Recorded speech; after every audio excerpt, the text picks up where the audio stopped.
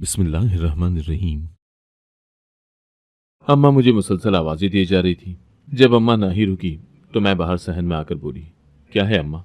एक तो यहाँ इस घर में 2 मिनट सुकून के नसीब नहीं होते। तो अम्मा गुस्से से बोली, तुझे इन नॉवलों के अलावा भी कोई काम है? हर वक्त इन्हीं में मगन रहती हो। कितनी बार समझाया है कि घर के कामकाज किया करो। कल कला को तेरी शादी भी करनी है। अगर कुछ काम करोगी तो काम आएगा, वरना हमें बातें ही सुनवाओगी। मैं बोली, अम्मा एक बात तो बता, क्या ये ज़रूरी है कि अगर मैं गरीब घर में पैदा हो गई हूँ तो मेरी शादी भी गरीब घर में ही होगी? मैंने नॉवलों में पढ़ा है, बहुत ही गरीब घरानों की लड़कियों की अमीर तरीन घरों में शादियाँ होती हैं। अम्मा तू दुआ किया कर कि मुझे भी कोई ऐसा ही शहजादा मिल जाए जिसके पास बहुत सारा रुपया पैसा हो। तो अम्मा बोली, सिद्रा, दौलत का इतना लालच नहीं करते। अम्मा मेरे कंधे पर थप्पड़ मारते हुए बोली, अच्छा अब इन ख्यालों की दुनिया से बाहर निकल और आके रोटी खा ले। मैं ज़रा साथ वाली बिल्किस की तबीयत मालूम कराऊं। सुना है रात से उसकी काफ़ी तबीयत खराब है। मेरे आने तक ये बर्तन साफ करके झाड़ू लगा देना। मैं बोली, एक तो तू ना अम्मा, हर वक्त मुझसे ये काम नहीं होते, और जब तुम्हें पता है कि मैं ये काम नहीं करती तो क्यों रोज़ रोज़ मुझे बिला वजह कहती है? अम्मा बोली, आने दे आज तेरे बाप को। उससे कहूंगी कि इस महारानी को कोई नौकरानी रख कर दे दे, ताकि इसे खुद किसी काम को हाथ ना लगाना पड़े। तो मैं बोली, देख लेना अम्मा, एक दिन वो वक्त जरूर आएगा जब नौकर चाकर मेरे आगे पीछे फिरेंगे। अम्मा गुस्से से तिलमिलाती हुई हमसायों के घर चली गई। मैंने खाना खाया। खाना खाने के बाद बर्तन वहीं पर छोड़े और उठकर अपने कमरे में चली गई, क्योंकि मैं जो नॉवल पढ़ रही थी वो आखिरी मराहिल पर था। मैं अम्मा की हिदायत को नज़रअंदाज करती हुई नॉवल पढ़ने में मसरूफ़ हो गई। दोपहर का वक्त था। अम्मा वापस आई तो देखा कि बर्तन वैसे ही बिखरे पड़े हैं, घर के सहन में भी गंद पड़ा हुआ है, और मैं सुकून से टांग पर टांग रखे नॉवल पढ़ने में मसरूफ़ हूँ। अम्मा गुस्से से कमरे में आई। अम्मा ने एकदम से मेरे हाथ से नॉवल छीना तो मैं एकदम उछल कर खड़ी हो गई। अम्मा बोली, आज के बाद इस घर में मुझे ये नॉवल दिखाई दिए ना तो मैं इनके साथ साथ तुम्हें भी जला दूंगी। अम्मा ने नॉवल चूल्हे पर रखा और उसे आग लगा दी। मैं रोने लगी कि अम्मा, तुमसे तो मेरी कोई खुशी बर्दाश्त ही नहीं होती। अगर मैं नॉवल पढ़कर दिल को खुश कर लेती हूँ तो तुमने वो भी मेरी खुशी मुझसे छीन ली। खुद तो तुम लोगों ने मुझे गुर्बत की जिंदगी दे रखी है, ना ही अच्छा खाने पीने को देते हो। तुमसे तो अपनी इकलौती बेटी की खुशी भी नहीं देखी जाती। एक वो मेरी दोस्त बानू है, उसका बाप इतना अमीर है कि 4 4 बहनें होने के बावजूद उनके माँ बाप उनकी हर खुशी पूरी करते हैं। मेरी बातें सुनने के बाद अम्मा नर्म पड़ गई, क्योंकि ये तो अम्मा भी जानती थी कि शुरू से ही हम गुर्बत की दलदल में फंसे रहे हैं। क्योंकि मेरा बाप एक मजदूर था। शाम को मजदूरी के पैसों से मुश्किल से हमारे घर की दाल रोटी चलती थी। अम्मा ने कई दफ़ा अब्बा से कहा कि वो लोगों के घरों में काम कर लिया करेगी, लेकिन अब्बा उसके लिए किसी तरह राजी न हुआ। अब्बा को ये बात हरगिज़ गवारा नहीं थी कि घर की औरतें बाहर निकलकर काम करें। हाँ, अगर कभी कभार सिलाई के लिए किसी के कोई कपड़े आ जाते तो अम्मा वो सिलाई कर देती थी, जिससे मुनासिब सी रकम अम्मा को मिल जाती। मैंने मिडिल तक तालीम हासिल करने के बाद पढ़ाई भी छोड़ दी, क्योंकि मेरे स्कूल के अखराजात का बोझ अब्बा से नहीं उठाया जाता था। तो अम्मा ने अब्बा से कहा कि इतना पढ़ा के भी क्या करना है, करने तो आखिर को घर के काम ही है, बस जितना पढ़ लिया है काफ़ी है। शुरू से ही अब्बा की ख्वाहिश थी कि मैं पढ़ लिख कर कुछ बन जाऊं, मगर उनकी ख्वाहिश अधूरी ही रही, जिसका अब्बा को बहुत दुख था। मैं, जो पहले ही पढ़ाई से जान छुड़वाती थी, अम्मा के इस फैसले पर जी जान से खुश थी। मुझे पढ़ाई का कोई शौक़ नहीं था। शौक़ था तो बस ये कि मेरे पास नए नए कपड़े हों और बहुत सारा पैसा हो। मैं अपनी मर्ज़ी से जो चाहूँ जैसे चाहूँ खरीदूँ। एक दिन मेरी दोस्त बानो आई। वो बहुत खुश थी। मैंने उसकी खुशी की वजह पूछी तो वो बोली, सिद्रा, क्या तुम्हें पता है बहुत जल्द हमारे घर के हालात बदलने वाले हैं? मैं हैरत से उसकी तरफ देखती हुई बोली, वो कैसे बानो? बानो बोली, मेरे भाई का जर्मन का वीज़ा निकल आया है और वो बहुत जल्द जर्मन चले जाएंगे। वो कह रहे हैं कि वहाँ से बहुत सारा पैसा भेजा करेंगे और मेरी शादी खूब धूमधाम से करेंगे। मैं बोली, अभी तेरी मंगनी तो हुई नहीं, तो शादी कहाँ से हो जाएगी? शादी के लिए पहले मंगनी करनी पड़ती है। तो बानो बोली, अरे मैं तुम्हें असल बात बताना तो भूल ही गई कि जुमे वाले दिन मेरी मंगनी है। मैं तुम्हें अपनी मंगनी की दावत देने के लिए ही आई हूँ। तुम लाजमी आना और खाला खालू को भी साथ लेकर आना, मुझे बहुत खुशी होगी। मैं बोली, तुम्हारी मंगनी हो कहाँ रही है? बानो ने बताया कि उसकी मंगनी उसकी खाला के बेटे से हो रही है, जिसका दुबई में अपना कारोबार है और लड़का बहुत पैसे वाला है। और तो और शादी के बाद वो मुझे अपने पास दुबई ही ले जाएगा। अच्छा, अब मैं चलती हूँ, मुझे बाकी दोस्तों को भी अपनी मंगनी पर आने की दावत देनी है। ये कहते हुए बानो उठकर चली गई और मैं हसरत भरी निगाहों से उसे जाते हुए देख रही थी। मुझे बानो की किस्मत पर अश्क आ रहा था। उसकी शादी इतने अमीर कबीर लड़के से हो रही है, जबकि वो इतनी खूबसूरत भी नहीं है। मैं दिल ही दिल में सोच रही थी, काश कि मेरी किस्मत भी बानो जैसी हो, मेरी भी इस गुर्बत की ज़िंदगी से जान छूटे। जुमे वाले दिन बानो की मंगनी थी और मंगनी पर पहनने के लिए मेरे पास कोई भी सूट नहीं था। मैं अम्मा से बोली, अम्मा, मुझे बानो की मंगनी पर पहनने के लिए एक अच्छा सा सूट तो दे दो। तो अम्मा बोली, मेरे पास इतने पैसे नहीं हैं, जो कपड़े पड़े हुए हैं उन्हीं में से कोई पहन लेना। वैसे भी कौन से कहीं दूर जाना है, पास ही में तो है। मैं बोली, अम्मा, अगर तू मुझे कपड़े लेकर नहीं देगी तो मैं भी नहीं जाऊंगी मंगनी पर। मेरी इस धमकी का भी अम्मा पर कोई असर न हुआ। मुझे बहुत रोना आया कि ये भी कोई ज़िंदगी है। मुझे अपनी दोस्त की मंगनी पर पहनने के लिए नया सूट भी मुयस्सर नहीं। मंगनी वाले दिन मैं मुंह फुलाकर बैठी थी। अब्बा जुम्मे की नमाज पढ़कर आए तो मुझे यूं बैठा हुआ देखकर बोले, सिद्रा बेटा, क्या तुमने अपनी दोस्त की मंगनी में नहीं जाना? मैं बोली, नहीं बाबा, अम्मा ने मुझे मंगनी पर पहनने के लिए कपड़े लेकर नहीं दिए। आपको तो पता है बानो लोगों के सब रिश्तेदार कितने अमीर हैं, उन्होंने इतने महंगे महंगे कपड़े पहने होंगे और अम्मा ने मुझे एक सस्ता सा भी सूट लेकर नहीं दिया। क्या मैं पुराने कपड़े पहनकर बानो की मंगनी में जाऊं? इस शर्मिंदगी से तो बेहतर है कि मैं मंगनी में ही ना जाऊं। बाबा, आप भी जानते हैं कि अम्मा ने जो मेरे जहेज के लिए कमेटी डाली थी, अम्मा के पास उसके पैसे मौजूद हैं, मगर उनको तो जैसे अपनी बेटी की खुशी अजीज ही नहीं। अम्मा सहन में नीम के पेड़ के नीचे बैठी मेरी और अब्बा की बातें सुन रही थी। अम्मा चारपाई से उठी और कमरे में आई, ट्रंक का ताला खोला और उसमें से शॉपर निकालकर मेरी तरफ बढ़ाते हुए बोली, ये लो, ये पहनकर अपनी दोस्त की मंगनी में चली जाओ। बेटी, हमें तुमसे अजीज कोई चीज़ नहीं है। मैंने ये सोचकर ये कपड़े तुमसे छुपा कर रखे थे कि एकदम से तुम्हारे जहेज का सामान नहीं बनेगा। मैंने अम्मा से वो शॉपर पकड़ा और लापरवाही से बोली, अम्मा, तुम तो ऐसे ही टेंशन लेती हो, सब कुछ हो जाएगा। बस अम्मा, तुम दुआ किया करो कि मेरी शादी किसी बहुत अमीर घर में हो। मुझे इन जैसे कपड़ों की कोई ज़रूरत नहीं है। अम्मा बोली। अब्बा बोले, अच्छा, अब तुम माँ बेटी तैयार होकर जल्दी आ जाना। बानो के अब्बा ने मुझे बुलावा भेजा था, मैं तो जा रहा हूँ। मेरे और बानो के अब्बा के ताल्लुकात बहुत अच्छे थे, वो दोनों बहुत अच्छे दोस्त थे, इसीलिए अब्बा हम लोगों से पहले ही बानो के घर पहुंच गए। अम्मा ने मुझे पहनने के लिए जो सूट दिया था वो बहुत खूबसूरत था। पिंक कलर का सूट पे सफ़ेद कलर के तिल्ले और सफ़ेद मोतियों का काम हुआ था, जो कि बहुत ही खूबसूरत लग रहा था। मैंने हल्का सा मेकअप किया और अपने लंबे घने बालों को खुला छोड़ दिया, जो कि कमर तक आ रहे थे। आंखों में काजल लगाया और अम्मा के साथ बानो के घर चली गई। बानो के घर मेहमानों की गहमा गहमी थी। हर किसी ने महंगे से महंगे कपड़े पहने हुए थे। मैं खुद को उनमें बहुत कमतर महसूस कर रही थी। पता नहीं मुझे खुद क्यों ऐसा महसूस हो रहा था, जैसा कि मैं सबसे कमतर हूँ। हालांकि ज़्यादातर औरतों की नज़र मुझ पर थी। वो बानो से मेरे बारे में पूछ रही थी और बानो बड़े फ़ख्री अंदाज से उन्हें बता रही थी कि ये मेरी दोस्त सिद्रा है।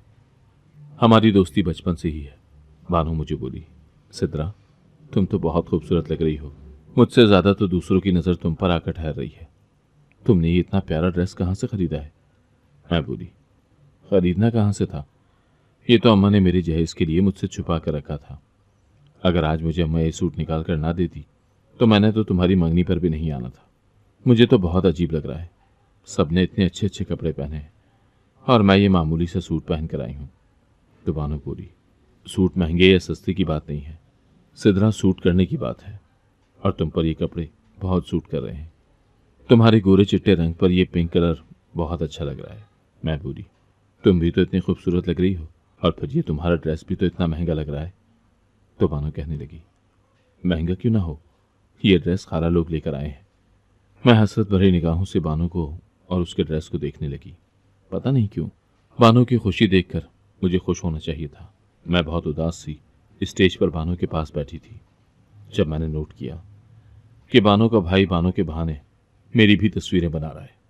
मैं उठकर अम्मा के पास टेबल के गिर्द पड़ी चेयर पर बैठ गई। इतनी देर में खाना लग गया तो बानो का भाई नबील बहाने से मेरे आसपास चक्कर काटने लगा, जिसे मैं भी नोट कर रही थी। बानो का भाई इस कदर खूबसूरत था कि कोई भी लड़की उसे पाने की चाह कर सकती थी, और फिर वो जर्मन जा रहा था, जिसके बाद उसके पास किसी चीज़ की कमी नहीं रहनी थी। वो किसी भी लड़की का आइडियल हो सकता था। खाना खाने के बाद मैं अम्मा से बोली, अम्मा मैं वॉशरूम होकर आती हूँ। मैं अम्मा के पास से उठकर वॉशरूम की तरफ चल पड़ी। वॉशरूम का दरवाज़ा घर की पिछली साइड पर निकला हुआ था। मैं हाथ धोने के बाद उस दरवाजे से निकलकर घर की पिछली साइड पर चली गई, जहाँ मेरे अलावा कोई नहीं था। मैं वहाँ खुद को बहुत पुरसुकून महसूस कर रही थी, क्योंकि लोगों की गहमा गहमी से मेरा दिल बहुत घबराता था। कुछ देर टहलने के बाद मैं वापस जाने के लिए मुड़ी ही थी कि मेरी टक्कर नबील से लगी। बहुत शुक्र कि मैं गिरते गिरते बची। मैं नबील से बोली, तुम यहाँ क्या कर रहे हो? तो वो कहने लगा, मेरा घर है, मैं कहीं भी जा सकता हूँ। वैसे एक बात कहूँ, तुम बहुत खूबसूरत लग रही हो। मैं बोली, तारीफ करने का शुक्रिया, रास्ता दो, मुझे अम्मा के पास जाना है। मैं जाने लगी तो नबील बोला, सिद्रा मैं तुमसे कुछ कहना चाहता हूँ। मैं ना चाहते हुए भी रुक गई। हाँ बोलो, क्या कहना चाहते हो? नबील बोला, सिद्रा मैं तुम्हें पसंद करता हूँ और तुमसे शादी करना चाहता हूँ। मैं जानता हूँ कि तुम्हारे ख्वाब बहुत बड़े बड़े हैं। मैं वादा तो नहीं करता, लेकिन मैं पूरी कोशिश करूँगा कि तुम्हारे सारे ख्वाब पूरे करूँ। मैं खामोश रही तो नबील बोला, सिद्रा कुछ तो कहो।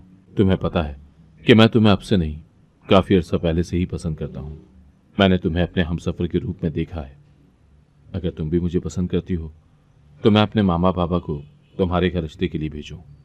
उस वक्त मुझे कुछ समझ नहीं आ रही थी कि नबील को क्या जवाब दूं, क्योंकि जिस वक्त वो मुझसे मोहब्बत का दावा कर रहा था उस वक्त उसके पास कुछ नहीं था, एक मामूली सी नौकरी के अलावा। लेकिन जब मैं ये सोचती कि वो जर्मनी चला जाएगा तो उसके पास भी बहुत सा पैसा हो जाएगा, तो मेरा दिल मुतमईन हो जाता, क्योंकि कहीं कहीं मुझे भी लग रहा था कि मैं भी नबील से मोहब्बत करने लगी हूँ। लेकिन ये बात भी सच थी कि मेरे लिए पैसे से बढ़कर कोई भी रिश्ता मायने नहीं रखता था। मुझे पैसे से बहुत ज़्यादा लगाव था। मेरे जहन में ये था कि पैसे से दुनिया की हर शय खरीदी जा सकती है, चाहे फिर वो रिश्ते हों या मोहब्बत हो। इस बात को अभी कुछ ही दिन गुजरे थे कि नबील के घर वाले मेरे रिश्ते की बात करने के लिए हमारे घर आ गए। इस रिश्ते को अम्मा और बाबा ने खुशी खुशी कबूल कर लिया और इस तरह नबील का और मेरा रिश्ता पक्का हो गया, जो कि नबील की ख्वाहिश थी। मेरे और नबील के घर वालों ने फैसला किया कि नबील के जर्मन जाने से पहले ही हमारा निकाह कर दिया जाए। नबील का कहना था कि वो निकाह के बाद जब जर्मनी जाएगा तो मुझे अपने पास ही बुला लेगा। मैं बहुत खुश थी, क्योंकि मेरी सब आरजुएं पूरी होने वाली थी। मैं इस गुर्बत की ज़िंदगी से बाहर निकलने वाली थी। जिस दिन मेरा रिश्ता तय हुआ था, अम्मा तो खुशी से फूले नहीं समा रही थी। वो कहती, सिद्रा तेरी किस्मत तो बहुत अच्छी है जो तुम्हें इतना अच्छा ससुराल मिला। देखना जब नबील जर्मनी चला जाएगा तो कैसे तेरे दिन बदल जाएंगे। अम्मा खुशी खुशी निकाह की तैयारियों में मसरूफ़ हो गई। निकाह का जोड़ा नबील ने मुझे मेरी पसंद का दिलवा दिया, जो कि सुर्ख और काले रंग में था। नबील मुझे अपनाने के लिए बहुत बेताब था। उसका तो बस नहीं चलता था, वरना वो कब का मुझसे निकाह करके मुझे अपने घर ले जा चुका होता। अम्मा अब्बा ने निकाह पर सिर्फ कुछ अहम रिश्तेदारों को ही दावत दी। नबील की तरफ से भी बस कुछ अहम रिश्तेदार ही हमारे निकाह में शिरकत के लिए आए हुए थे। अम्मा मेहंदी की रस्म के लिए बिल्कुल भी राजी नहीं थी। मैंने भी जिद बांध ली कि मेहंदी की रस्म के बगैर मैं निकाह नहीं करवाऊंगी। अम्मा को पता था कि मैं जिद्दी हूँ, इसीलिए अम्मा मान गई। मेहंदी वाले दिन मैंने सब्ज और पीले रंग का शरारा पहना हुआ था, जो कि नबील ने मुझे अपनी पसंद का ला कर दिया था। ताज़ा फूलों का जेवर पहने मैं बहुत हसीन लग रही थी। हर कोई मेरी तारीफ कर रहा था कि सिद्रा पर बहुत रूप आया है। निकाह वाले दिन मैं दुल्हन बनी कमरे में बैठी हुई थी। अम्मा बार बार कमरे में आती और मुझसे आंसू छुपाने की नाकाम कोशिश करती हुई फिर से बाहर चली जाती। लेकिन मैं तो खुश थी, क्योंकि मेरी ज़िंदगी में बहार जो आने वाली थी। इसीलिए तो मुझे अम्मा के आंसू भी नजर नहीं आए। निकाह के लिए मुझे और नबील को स्टेज पर बिठा दिया गया और सब मौलवी के आने का इंतजार करने लगे। बानो भी मेरे पास स्टेज पर ही आ गई। वो बोली, सिद्रा तुम्हारी और भाई नबील की जोड़ी बहुत प्यारी लग रही है। अल्लाह नजर बद से बचाए। तुम्हें नहीं पता तुम्हें पाने के लिए भाई ने कितनी मन्नतें मांगी है। फ़कीर बाबा ने उसे दुआ दी थी कि तुम्हारा और उस लड़की का रिश्ता पक्का हो जाएगा जिसे तुम पसंद करते हो। और देखो, फ़कीर बाबा का कहा सच हुआ। आज तुम भाई नबील की हमसफ़र बनने वाली हो। अभी बानो मुझसे यही बातें कर रही थी कि इतनी देर में मौलवी निकाह पढ़ाने के लिए आ गया। इससे पहले कि मौलवी निकाह शुरू करता, एक फ़कीर भागता हुआ मेरे पास आया और बारात में आए एक बुढ़े की तरफ इशारा करके बोला कि तू जल्दी से उस बुढ़े से निकाह कर ले। सुहाग रात को ये बूढ़ा मर जाएगा, और इसकी सारी जायदाद तेरे नाम हो जाएगी। ये सुनकर मैं हैरान हो गई और भरी बारात में मैंने उस बुढ़े से शादी करने का फैसला कर लिया तो सबकी ही चीखें निकल गईं और यूं मैं उस बुढ़े की दुल्हन बनकर महलनुमा कोठी में आ गई। अभी मैं दुल्हन बनकर बैठी ही थी, इतनी देर में बुढ़ा कमरे में आया तो मेरी जान निकल गई। मेरे इस फैसले से मेरे माँ बाप बहुत दुखी थे, लेकिन मैं किसी के दुख के लिए अपने सुख को बर्बाद नहीं कर सकती थी। इसीलिए मैंने नबील के साथ शादी करने से इनकार कर दिया। नबील मेरे सामने बहुत रोया, गिड़गिड़ाया, लेकिन मैं बोली कि मैं किसी के लिए अपना आने वाला मुस्तकबिल हरगिज बर्बाद नहीं करूंगी। मेरे बाबा, जिन्होंने मुझे बचपन से लेकर आज तक कभी हाथ भी नहीं लगाया था, उस दिन उन्होंने मेरे मुंह पर थप्पड़ मारा क्योंकि मेरी वजह से वो किसी को मुंह दिखाने के काबिल नहीं रहे थे। मैंने उनकी इज्जत नीलाम कर दी। सब रिश्तेदार सरगोशियां कर रहे थे कि कैसी खुदगर्ज लड़की है जिसे अपने माँ बाप की इज्जत का भी पास नहीं। देखो तो इसके माँ बाप कैसे लोगों से मुंह छुपाते फिर रहे हैं। ऐसी औलाद होने से तो बेहतर है कि बंदा बे औलाद ही रहे। लोग मेरे और मेरे माँ बाप के बारे में तरह तरह की बातें कर रहे थे, लेकिन मुझे किसी की बातों की फिक्र कहाँ थी। मुझे तो बस ऐशो इशरत वाली जिंदगी चाहिए थी जो मुझे मिल रही थी, और मैं उसे किसी तौर भी गंवाना नहीं चाहती थी, क्योंकि उस बुढ़े ने तो शादी वाली रात ही मर जाना था। उसके बाद सारी दौलत और जायदाद मेरी ही होनी थी। मैंने उसी दिन नबील से निकाह करने के बजाय उस 70 साला बुढ़े से निकाह कर लिया। मुझे अफसोस था कि मैंने नबील के साथ बहुत बुरा किया, क्योंकि वो मुझसे बहुत मोहब्बत करता था। मगर मैं भी क्या करती, मुझे आसाइशों से भरपूर जिंदगी चाहिए थी जो शायद मुझे कभी भी नबील न दे पाता। निकाह के बाद रुखसती के वक्त मैंने अम्मा अब्बा से माफ़ी मांगी कि ये मैं जो कुछ कर रही हूँ अपने भले के लिए ही कर रही हूँ। मैं नहीं चाहती कि जैसे आपकी ज़िंदगी गुजरी है मैं भी वैसे ही अपनी ज़िंदगी गुजारूँ। अम्मा बाबा ने मेरे सर पर हाथ रखने के बजाय मुझसे अपना हर ताल्लुक तोड़ दिया।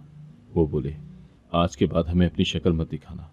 आज से हम अपना हर रिश्ता तुझसे तोड़ते हैं। ये समझो कि हमारी बेटी हमारे लिए मर चुकी है। जब अम्मा बाबा ने मुझे ऐसे धुतकारा तो मैं बोझल कदमों के साथ उस बुढ़े के हमरा चलने लगी। सब लोग मुझे ऐसे देख रहे थे जैसे मैंने पता नहीं कौन सा बड़ा गुनाह कर दिया है। मेरी रुखसती के वक्त नबील वहां न रुका, बल्कि आंसू साफ करता हुआ वहां से चला गया। जब मैं बानो से मिलने के लिए उसके पास गई तो बानो ने भी मुझसे मुंह मोड़ लिया, और यूं मैं सबकी मुखालिफत के बावजूद 70 साला रहमत अली से निकाह करके इस महलनुमा कोठी में आ गई। इस कोठी में मेरा इस्तकबाल बहुत शानदार तरीके से किया गया। मेरे कदमों में गुलाब के फूलों की पत्तियां बिछाई गईं और मेरे ऊपर बेतहाशा पैसा वारा गया। मैंने अपनी ज़िंदगी में इससे पहले कभी इतना पैसा नहीं देखा था, ना ही इतना आलीशान घर देखा था। महलनुमा कोठी इस कदर खूबसूरत थी और कोठी में मौजूद हर चीज़ चमक दमक रही थी। मैं हैरत और खुशी के मिले जुले असरात से वहाँ की हर चीज़ को देख रही थी, क्योंकि अब वहाँ की हर चीज़ मेरी मलकियत थी। रहमत अली जो वहाँ खड़ा था वो बोला, सिद्रा, अब तुम कमरे में जाकर आराम कर लो। सुबह मैं खुद तुम्हें सारा घर दिखाऊंगा। तुम बहुत थक चुकी होगी, इसीलिए कुछ देर रेस्ट कर लो। मैं बोली, नहीं, मुझे अभी पूरा घर देखना है। वैसे इस घर में कौन कौन रहता है, मतलब कितने लोग रहते हैं यहाँ? तो रहमत अली कुछ देर खामोश रहने के बाद बोला, मैं और मेरी तन्हाई। मैं बहुत हैरान हुई और बोली, क्यों, क्या आपके बीवी बच्चे नहीं हैं? तो रहमत अली बोला, मेरी बीवी ने तो बहुत पहले ही मुझसे तलाक ले ली थी। मेरे 3 बेटे हैं जो कि शादीशुदा हैं। वो भी मेरे साथ नहीं रहते, बल्कि अपनी माँ के साथ दुबई में रहते हैं और वहीं पर सेटल हैं। जब उनका दिल करता है तो वो मुझसे मिलने आ जाते हैं। यहाँ इस घर में मैं अकेला रहता हूँ। दिन में नौकर चाकर काम करने के लिए आते हैं और शाम को वापस अपने घर चले जाते हैं। मैंने अपनी ज़िंदगी का ज़्यादातर हिस्सा अकेले ही इस घर में गुजारा है। मेरी तन्हाई को बांटने के लिए तुम आ गई हो। मुझे कभी तन्हा मत छोड़कर जाना। मैं बोली, नहीं, कभी नहीं जाऊंगी। मैं दिल ही दिल में मुस्कुराई कि तू आज रात ही मर जाएगा, मैंने तुम्हें क्या छोड़कर जाना है, तुम ही हमेशा के लिए मुझे छोड़कर चले जाओगे। रहमत अली बोला, अच्छा तुम कमरे में जाओ, मैं सकीना से कहकर तुम्हारे लिए कुछ खाने के लिए कमरे में भिजवाता हूँ। मैं अपना काम वाला भारी भरकम सूट संभालती हुई कमरे में चली गई। जब मैं कमरे का दरवाज़ा खोलकर अंदर दाखिल हुई तो मेरी आंखें फटी की फटी रह गईं, क्योंकि वो कमरा बहुत ही शानदार तरीके से सजाया गया था। इतना खूबसूरत फर्नीचर मैंने ज़िंदगी में पहले कभी नहीं देखा था। मैं कमरे की हर चीज़ को हाथों से छू कर देख रही थी। इतने में सकीना खाने के लिए फल और जूस मुझे कमरे में देकर गई। कितनी देर ही मैं कमरे का जायजा लेती रही। मुझे पता ही न चला कि रात के 12 बज गए। अभी मैं दुल्हन बनी सेज पर बैठी थी। जो ही बुढ़ा कमरे में आया तो मेरी जान निकल गई, क्योंकि रहमत अली तो बिल्कुल ठीक मेरे सामने खड़ा था। उस फकीर बाबा ने तो कहा था कि रहमत अली सुहागरात वाली रात ही मर जाएगा। मैं हैरानगी से रहमत अली की तरफ देखने लगी तो वो मुस्कुराते हुए बोला, सदरा, इतनी हैरान क्यों हो रही हो? मैं बोली, नहीं कुछ नहीं। मुझे फकीर बाबा पर बहुत गुस्सा आ रहा था कि आखिर उसने मुझसे झूठ क्यों बोला। रहमत अली ने शायद भांप लिया था कि मैं क्या सोच रही हूँ। रहमत अली बोला, सिदरा, तुम ये सोच रही हो ना कि मैं क्यों नहीं मरा? रहमत अली के इतना कहने पर ही मैंने एकदम अपनी झुकी हुई नजरें उठाई।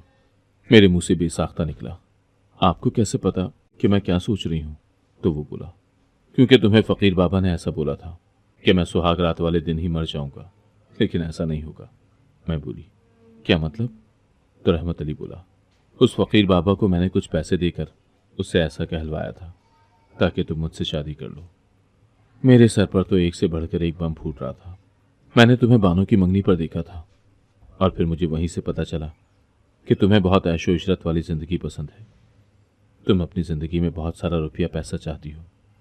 अगर मैं तुम्हारा रिश्ता मांगता तो शायद तुम्हारे माँ बाप और तुम भी इस रिश्ते के लिए खुश ना होती। इसीलिए मैंने तुम्हें अपनाने के लिए ये रास्ता चुना। इस काम के लिए मैंने फकीर बाबा को पैसे दिए, जिसने मेरे काम को मजीद आसान बना दिया। मुझे रहमत अली पर बहुत गुस्सा आया। मैं बोली, तुमने मेरे साथ बहुत बड़ा धोखा किया है। तो वो मेरे करीब आते हुए बोला, तुम्हें जैसी जिंदगी चाहिए थी मैं उससे भी बढ़कर तुम्हें ऐश वाली जिंदगी दूंगा। बस तुम मुझे छोड़कर मत जाना। मेरे घर में मालो दौलत की कोई कमी नहीं, बस तुम्हारी कमी थी जो कि पूरी हो चुकी है। मैं बोली, मुझे तुम्हारे साथ नहीं रहना। रहमत अली गुस्से से मेरा बाजू दबाते हुए बोला, यहां से तुम कहीं भी नहीं जा सकती। अब तो तुम्हें यहीं रहना होगा।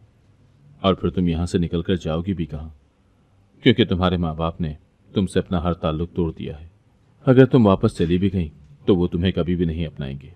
उस दिन मैं अपनी किस्मत पर बहुत रोई कि मैंने अपने हाथों से ही अपनी जिंदगी बर्बाद कर डाली। पैसे की चाह में इतनी अंधी हो गई थी कि ना तो मुझे खूनी रिश्ते नजर आए और ना ही नबील की बेपनाह मोहब्बत नजर आई। आज मेरी शादी को कई बरस गुजर चुके हैं। मैंने कई दफ़ा अम्मा अब्बा से मिलने की कोशिश की, मगर वो मुझसे मिलना गवारा ही नहीं करते। मैं उनकी शक्ल देखने के लिए भी तरसती हूँ। मैं अपने माँ बाप के लिए भी तरस रही हूँ और औलाद जैसी नेमत के लिए भी तरस रही हूँ। मुझे बहुत पछतावा होता है कि काश मैंने इतना लालच ना किया होता तो मेरी ज़िंदगी यूं वीरान ना होती और ना मैं उस फकीर बाबा की बातों में आई होती, तो हर रिश्ता मेरे पास मौजूद होता। लेकिन अब मेरे पास पछतावे के अलावा कुछ नहीं बचा था और मैं अपने किए की सज़ा भुगत रही हूँ और पता नहीं कब तक भुगतती रहूंगी।